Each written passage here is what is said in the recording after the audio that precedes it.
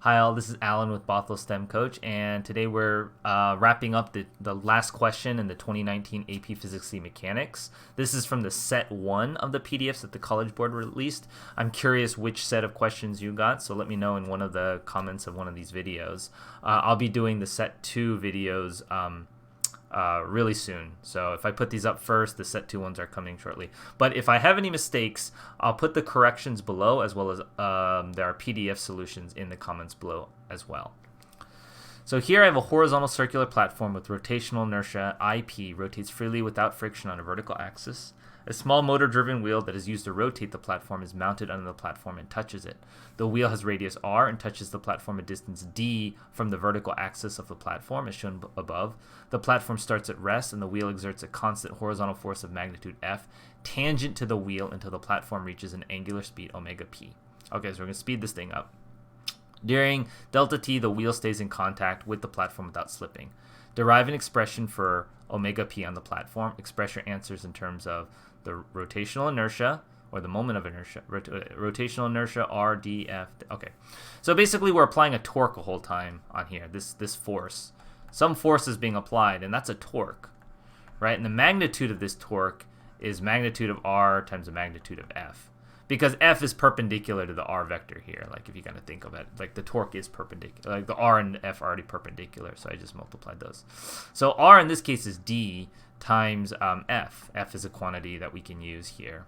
And that has to equal I alpha, because torque equals I alpha, and I is IP, and alpha in this case is delta omega P over delta T, or omega P minus 0. Because alpha is the acceleration, and it just constantly changed it was a constant angular velocity increase, or constant angular acceleration. So then I can solve for omega p. It's equal to df delta t divided by ip. Okay. Determine expression for the kinetic energy of the platform at the moment it reaches angular speed omega p. Express your answers in terms of IPR, df, delta t, and physical constants as appropriate. So kinetic energy is pretty straightforward. We're just going to do 1/2 I omega squared, right? And then in this case, I just use the omega p I found here. So this is 1/2 IP times df delta t over IP squared. This IP squared will cancel with this IP, so I get 1/2 d squared f squared delta t squared over IP. And that's the kinetic energy. Okay, derive an expression for the angular speed of the wheel of omega on the platform has reached angular speed omega p.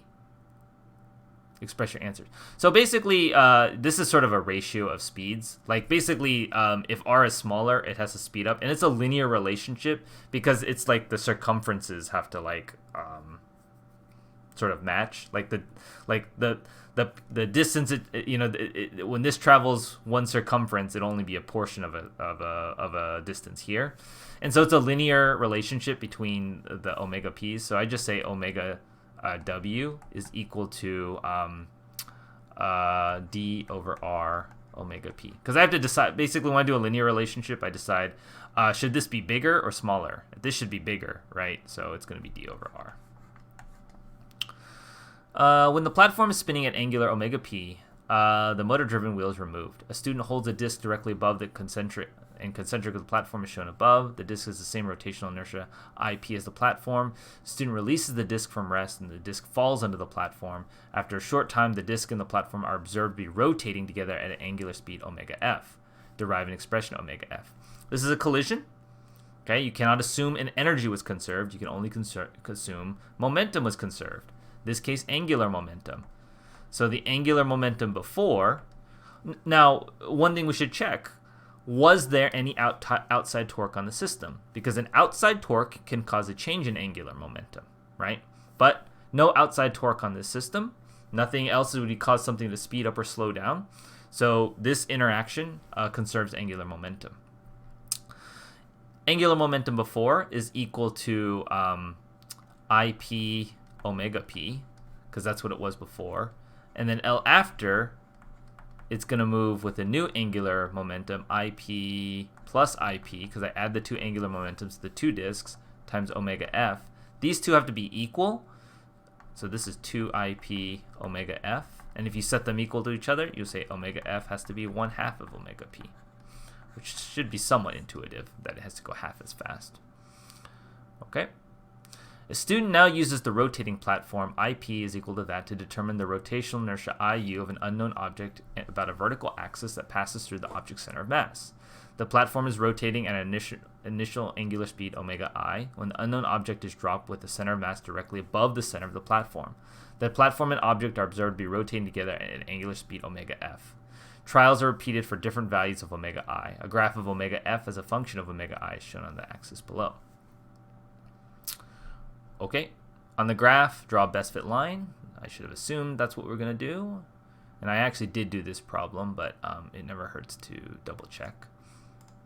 Because I can already see I made some mistakes. So it's good to correct those. Let's see.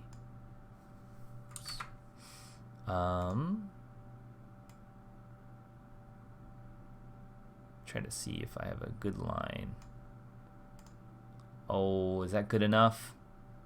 We'll call it good enough. I got 2 points above, 1 point on, 2 points below. You know, like, this isn't, I'm not, with a ruler, maybe it'd be a little bit easier on paper, but we're going to use, like, this is pretty good. I'm going to use this point. Crosses through there nicely, and I'm going to use, we'll use this point here. Now, these points might be different. I may get slightly different answers because I don't have the exact way I traced it on the solutions, but it should be close. So that's the best fit line. Calculate the rotational inertia of the unknown object IU. So what is this relationship, omega f and omega I? So what's going to happen is it's kind of the same thing as we had before. Before we had IP omega I, and now it's going to equal IP plus IU omega f. So if I turn this into a y equals mx plus b, omega f is my y value. Omega f is equal to IP over IP plus IU omega I. So my slope is this value right here. That makes sense. So we're going to calculate the slope here. I calculated this value. This is a 2 point, I don't know, 1, 2, 3, is it 246? 2.6 minus 1 over 6 minus 2.2. If I calculate this, I get 2.6 minus 1 divided by 6 minus 2.2. Oops.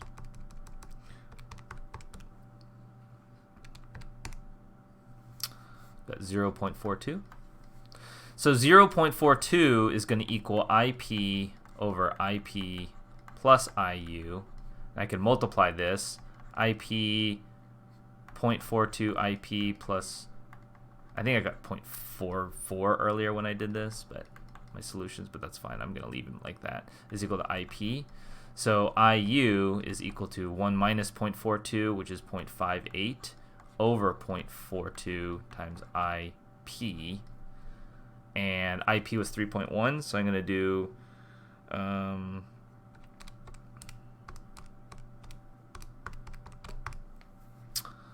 get 4.26 kilogram.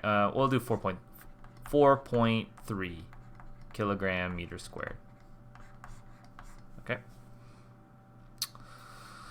So 4.3.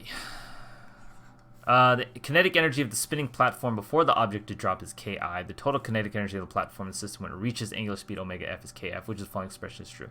In general, there's no way you could have more energy.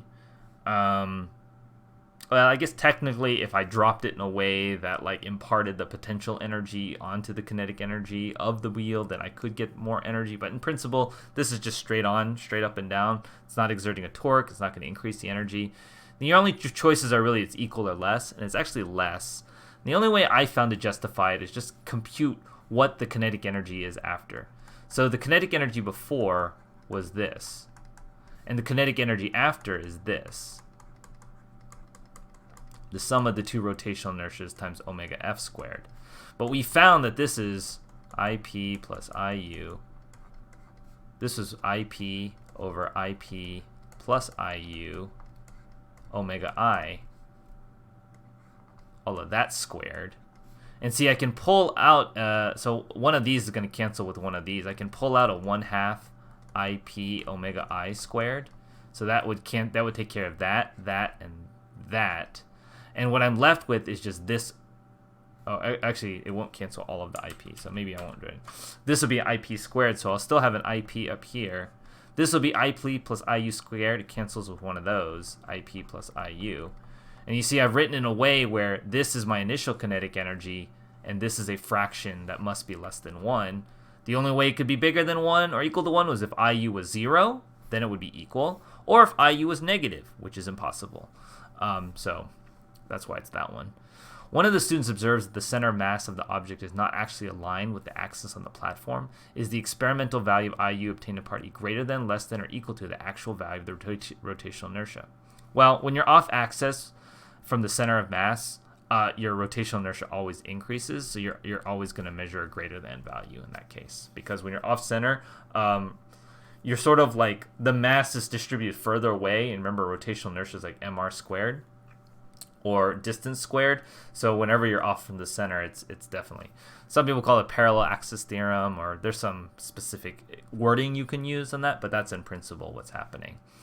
So okay, let me know how you did in the comments below, and I will see you in the next video.